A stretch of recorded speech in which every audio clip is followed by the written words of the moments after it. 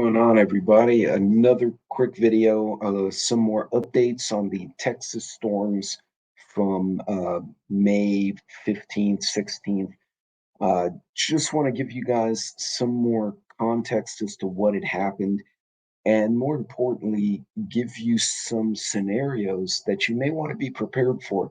Those of you in tornado country probably already know this, but I'll be right back. Let's talk a little bit more about what went down.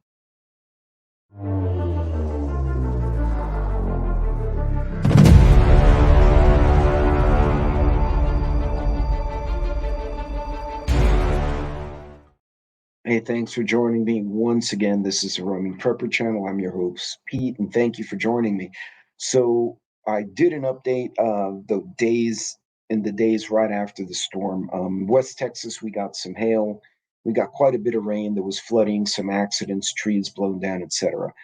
Our max wind was recorded at 70 miles an hour, which is a Cat 1 hurricane equivalent, basically. Houston was getting hit got hit about an hour or two after we did, and they literally were getting 100-mile-an-hour winds. So for those of you, for context, that's roughly a Cat 3 hurricane. Katrina was a Cat 3, Cat 4. Ike was a Cat 3, just to give you some perspective there. Even Harvey was, I think, a 3. It was just a big 3 that wouldn't go away. It just hung out for a week, and that's what did the damage. So that's not a joke. That's a serious storm, and it did a lot of damage. Now, as of this morning, and it may have changed by the time I've recorded this video, there were originally 1 million people without power. There was still 500,000 residences. Now, when they say a 500,000 users, they're not talking about individuals. They're talking about households. So my house would be a user to the power company. We're one location. So my understanding is there's 500,000 locations. Harris County, which is where Houston resides, had 500,000. Chambers County, the day after, had 100% electrical outage. The whole freaking county had no power. There was the other county, not Liberty. I forgot the name of the other county, so forgive me. There was another county, 100% power outage. The last time we saw stuff that bad was during Hurricane Harvey. So it was serious, serious storms. And I think what hurt the most is, unlike a hurricane, where we now, with our modern radar and airplanes, we kind of know the storm's out there. It's like, okay, the storm's there.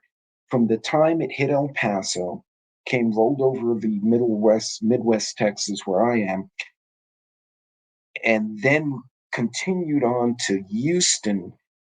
From the time it hit us to the time it hit like my daughter and then my son, as you went down toward the coast, was less than 90 minutes between, or the maximum 2.5 hours between El Paso and Houston. Now, for comparison, if you drove straight across Texas from El Paso to Dallas, right, just straight line east to west, to get from El Paso to Dallas is a 10-hour drive at highway speeds.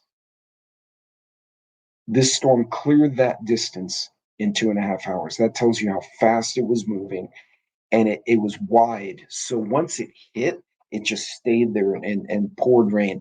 So I want to share with you, because why so many people out of power? Well, Houston, a lot of people don't realize the whole coastal area of Texas is very heavy with pine trees and live oaks. Live oaks don't do well in hurricanes. The root system is very wide but shallow, and they flip over. But I want to show you this picture because, quite honestly, I think it blows my mind. This was the major power transmission lines in the northwest side of Texas. Now, that's only some of them. Now, I'm going to show you another picture here of other power lines. And when you see this one, it's really going to give you some context. Look at that. That is a 100-foot power, 80-foot power transmission cable. That's only half of it. These big power lines all came down, not the little wooden poles by your subdivision that run to your house, or even the metal ones you see at the edge of town. These are the ones that literally carry power from a power station to an entire section of the grid, and they were down.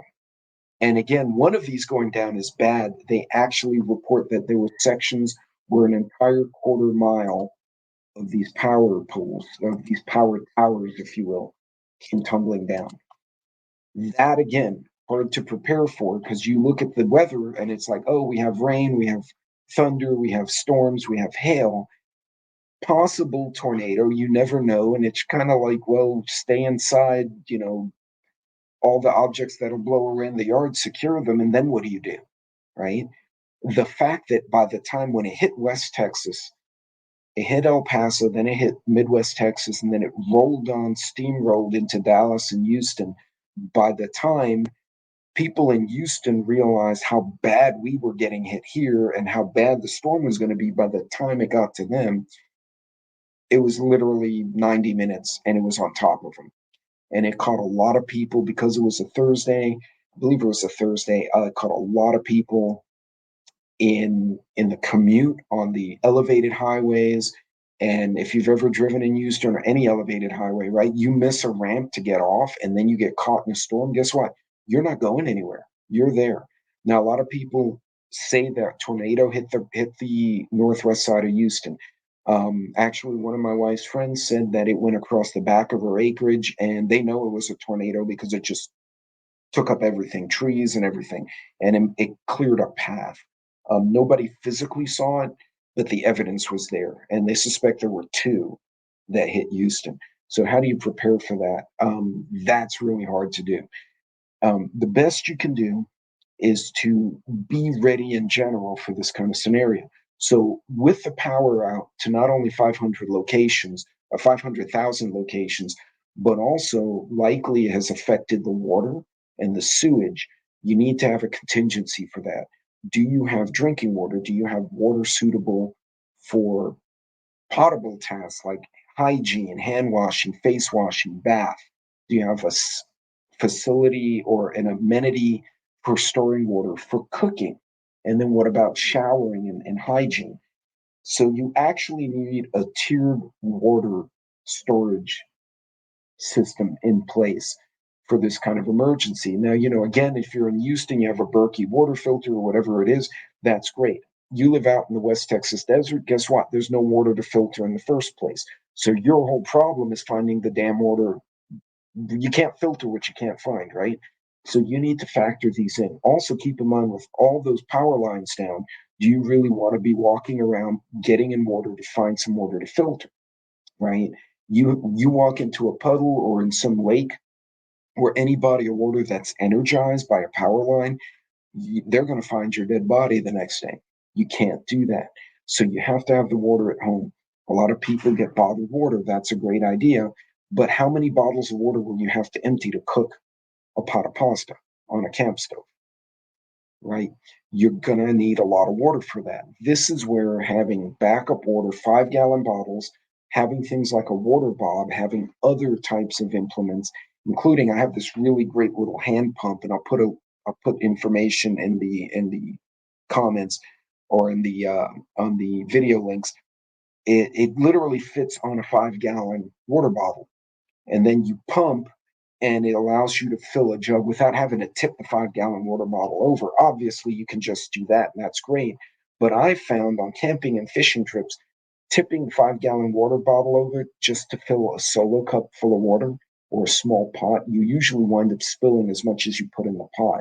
Having the pump makes a lot of sense. But again, bottled water for drinking, but also 5 gallons for cooking and general tasks. Then you need general purpose water for flushing of toilets, hygiene, taking baths, and other amenity and other necessities as you see fit.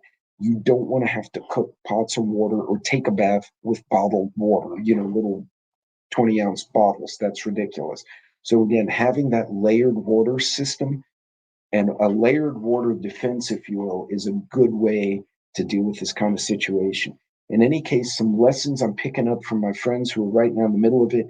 By the way, they're saying the Houston area has been out of power 4 days, 3 days as of right now.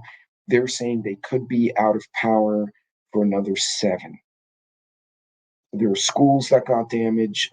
Office buildings literally had up to the 40th, 50th floor had glass blown out of the buildings.